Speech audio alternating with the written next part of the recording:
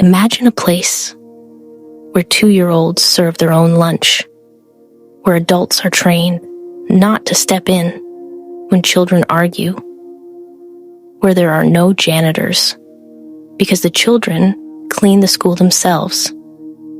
This is what a Japanese childcare center actually looks like. Okay, let me explain it to you. It's called a Hoikuen. The word means nurturing garden. In Japan, this isn't a luxury. It isn't an alternative. It's the standard. According to MEXT, Japan's Ministry of Education, over 95% of 5-year-olds in Japan attend one. This is how an entire nation of 120 million people raises its children. And what happens inside these centers is so different from a Western daycare that researchers from all over the world have been studying them for decades. I want to walk you through what an actual day looks like. Some of what I'm about to share sounds almost made up. I promise you, it isn't. 1, the front door. The day starts early. Most Hoikuen open by 7 o'clock in the morning. Children are dropped off between 7 and 9, usually by bike. Because in dense cities like Tokyo, cars are simply impractical. But the very first thing that's already different begins at the front door. When a child arrives, the parent doesn't undress them, doesn't change their shoes, doesn't put away their bag. The child does it themselves. From the moment they can walk, children are expected to take off their outdoor shoes, place them in their cubby, slip into their indoor shoes, hang up their jacket, store their bag, and greet their teacher with a formal good morning. 2-year-olds every morning without help. To Westerners, this looks strict. It isn't. It's the system telling the child on day 1, you are capable. We expect you to be. 2, the diary. Every child also arrives with something called an ikujiniki, a small notebook, a childcare diary. Parents write in it before drop-off. Teachers write in it before pickup. How the child slept, what they ate, any emotional changes, anything happening at home.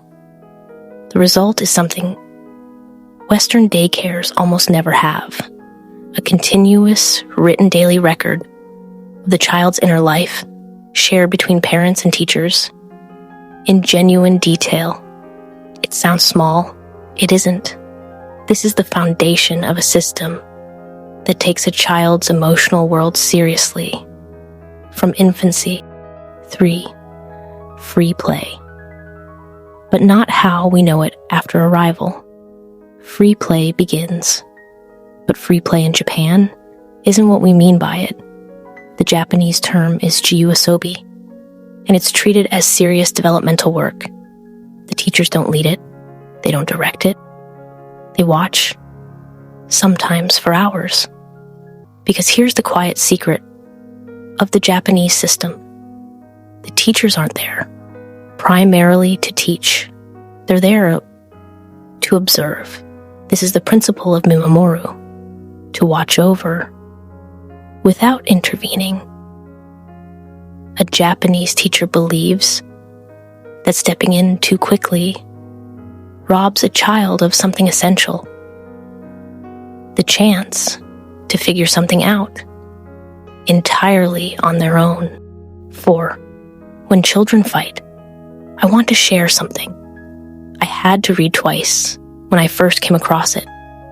When children fight in a Hoikuen, when one grabs a toy, when one pushes another, when one starts to cry, the teachers often do nothing. They watch, they wait, they let the children work it out themselves. To a Western parent, this sounds neglectful. It is the exact opposite. It's rooted in a deep cultural belief that the conflict itself is the lesson. That if an adult constantly swoops in, to resolve everything, the child never learns to resolve anything. Joseph Tobin, an American anthropologist, spent years filming preschools in Japan, the United States, and China. In his landmark book, Preschool in Three Cultures, he documented this exact pattern. Japanese teachers consistently held back from intervening in children's disputes. American teachers watching the same footage frequently called it neglect. But by age 6, the Japanese children were dramatically better at conflict resolution, emotional regulation, and group cooperation than children from either of the other two systems. The non-intervention wasn't neglect, as it was practice. Thousands of small, low-stakes opportunities to learn what most Western children learn through punishment, through therapy, or never at all now. Before I continue, I want to clear something up. I know this is starting to sound like Japan is some kind of perfect parenting paradise. It isn't. Japanese culture has its own pressures, its own anxieties, its own shortcomings. I'm not telling you to copy any of this. I'm showing you what's possible. What I find genuinely fascinating is the underlying philosophy, not the surface level practices. Okay, let's keep going. 5. Lunch, kyushoku. Then comes lunch. In Japan, school lunch is called kyushoku, and it's not what you might expect. The food is prepared fresh, on-site, every single day, by a licensed nutritionist. No chicken nuggets, no processed snacks, rice, fish, miso soup, vegetables, fruit, but the food itself is only half the story. When the trolley arrives, the older children help serve. The younger ones wait. Nobody begins eating until everyone has been served, including the teachers, who eat the exact same meal. Then comes a small chant, a small bow, a small expression of gratitude. Itadakimasu. We humbly receive this food, and then they eat together. If there's any food left at the end, an apple slice, a piece of bread, the children play janken, rock, paper, scissors, to win it. What looks like a simple game is actually a rehearsal for everything Japanese society values most: patience, taking turns, accepting outcomes, not sulking when you lose. A kyushoku meal isn't just food. It's a daily lesson in social grace, repeated until it becomes a part of who the child is. 6. No janitors after lunch. The children clean up themselves. They clear their plates, wipe their tables, sweep away their crumbs. Older children help the younger ones. And here's the detail that stopped me completely when I first read about this system. Japanese Hoikuen don't have janitors. The teachers and the children clean the school themselves, bathrooms, floors, windows, everything the children can't handle, the teachers take care of. At the end of the day, together. In Japanese culture, cleaning your environment isn't a chore. It's an act of respect for the space, for the people who share it, for yourself. When children are raised, cleaning their own school from the age of 2, they grow up understanding something.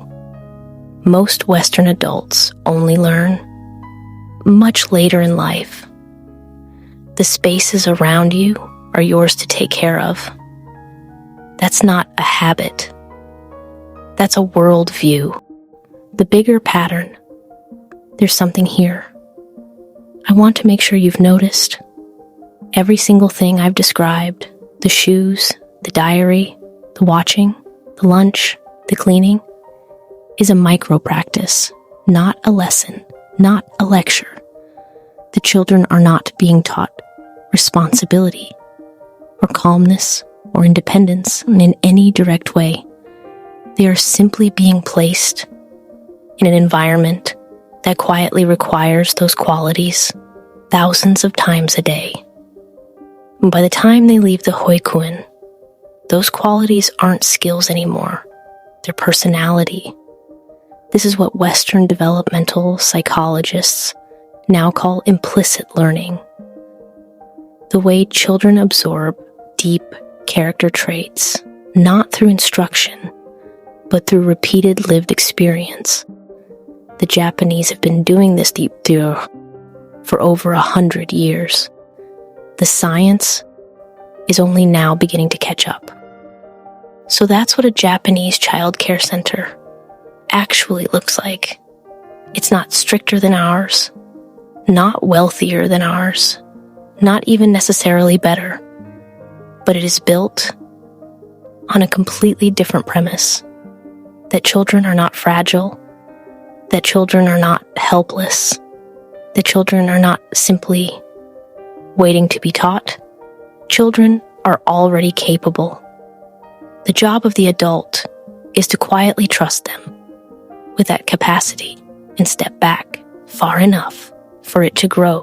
Most Western childcare assumes the opposite, that children are vulnerable, that they need to be managed, that every difficult moment, it's an emergency. The difference between those two assumptions doesn't sound like much in theory. In practice, it produces two completely different kinds of adults. If something in this video made you stop and think about how you were raised, or about how you are raising your children, tell me in the comments which moment hit you the hardest. I read every single one, and I will see you next time.